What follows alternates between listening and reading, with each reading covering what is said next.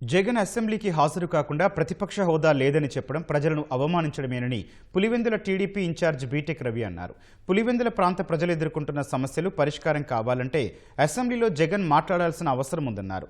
అవినాష్ రెడ్డిని 3 సార్లు ఎంపీగా గెలిపించి పార్లమెంటుకు పంపితే ప్రజలకు ఉపయోగపడే అంశాలపై మాట్లాడటం లేదని బీటెక్ రవి మండిపడ్డారు. ఒక ఎమ్మెల్యేగా ప్రతిపక్ష నాయకుడిగా కూడా ఈ బడ్జెట్ సమావేశాలు అనేవి చాలా ముఖ్యమైన సమావేశాలు. మీరు ఇలాంటి సమావేశాలకు కూడా హాజరు కాకుండా అంటే నాకేదో ప్రతిపక్ష హోదా ఇవ్వలేదని, అది ప్రతిపక్ష హోదా ఇవ్వాలన్నా వద్దా అని ప్రజలు డిసైడ్ చేసినది. అంటే మీరు ప్రజల్నే ఒక రకంగా అవమానిస్తున్నారు. ముఖ్యంగా పులివెందుల ప్రజలు మిమ్మల్ని ఎమ్మెల్యేగా ఎన్నుకున్నారు. అసెంబ్లీ సమావేశాల్లో అందున బడ్జెట్ సమావేశాల్లో కూడా మీరు వెళ్లకుండా ఆబ్సెంట్ అయితే అల్టిమేట్గా నష్టపోయేది ఎవరు అని ఒకసారి ఆలోచించండి. పులివెందుల ప్రజలు, తర్వాత పులివెందుల నియోజకవర్గం నష్టపోతుంది. పులివెందుల సమస్యలతో పాటు రాష్ట్ర సమస్యలు కూడా మీరు మాట్లాడే తర్వాత మీకు రైటు అవన్నీ మంచి ఒక అద్భుతమైన వేదిక.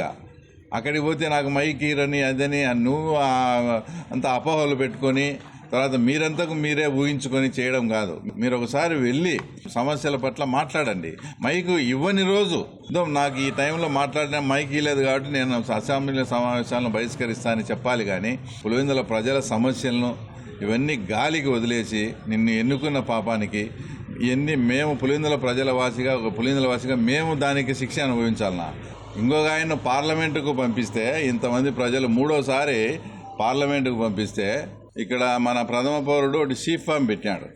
ఆ షీప్ ఫామ్లో నాకు రేట్లు గిట్టుబాటు కాలేదు, దీనికన్నా నాటుకోడి ధరలే బాగున్నాయని ఆయన ఏమో చెప్పినట్టుంది. ఈయన పోయి పార్లమెంటులో నాటుకోడి ఈయన చూసి అసెంబ్లీకి పోడు, ఈయన పార్లమెంటుకు పంపించి ఆడ పోయి నాటుకోడి ధర. అసలు ఎంపీ గారిని ఒకటే అడుగుతున్నా, నాటుకోడులు అనేది పెంపకం అనేది 80 to 90% రైతులు చేస్తారు. మిగతా 5-10% ఏమైనా ఫామ్స్ పెట్టుకొని అది కూడా రైతులే చేస్తారు. నాటుకోడి ధరలు పెరిగినందువలన ఏమైనా రైతులకే కదా లాభం.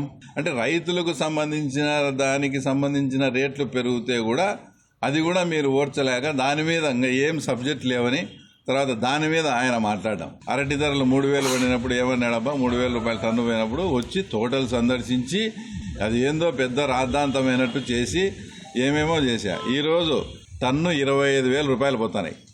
ఎక్కడెక్కడ మార్కెటింగ్ ఉంది, ఎట్లా ఉంది, దాన్ని మానిటరింగ్ చేసి హార్టికల్చర్ వాళ్ళతో మీటింగ్ పెట్టుకొని ముఖ్యమంత్రి కానీ కలెక్టర్ కానీ మేము కానీ అందరం కష్టపడి ఈరోజు 25,000 రూపాయలు టన్ను పోతున్నాయి. రైతులంతా సంతోషంగా ఉన్నారు. మరి రా, ఎట్లా నువ్వు అసెంబ్లీకి పోవడం లేదు కదా, ఎటు టైం అంతా ఖాళీగా ఉంది, ఇప్పుడు రా అరటి తోటలకు వచ్చి అరటి రైతులను విచారించు, ఎంత పోతుంది రేటు, ఏమయ్యా మీరు హ్యాపీగా ఉన్నారా.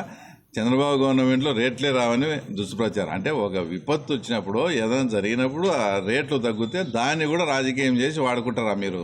ఎర్రబల్లె చెరువుకు నీళ్ళేనా, వీళ్ళు ఎలక్షన్ రోజు స్టంట్ చేసిపోతున్నారు. ఎర్రబల్లె చెరువుకైనా నీళ్లు తెప్పిస్తే మేము హరిజన వాళ్ళు ఇల్లు కట్టుకుంటామని మాట్లాడినారు. అలాంటి ఆ ఊరోళ్ళే ఈరోజు వచ్చి మాకు నీళ్ళు ఎక్కువైనాయి మా ప్రభు ఎటువంటి మమ్మల్ని కాపాడండి అని అడుగుతున్నారు. వచ్చి ఎర్రబల్లె చెరువు చూడు, ఇక్కడ అరటి తోటలు చూడు, ఎంత రేటు ఉందో చూడు.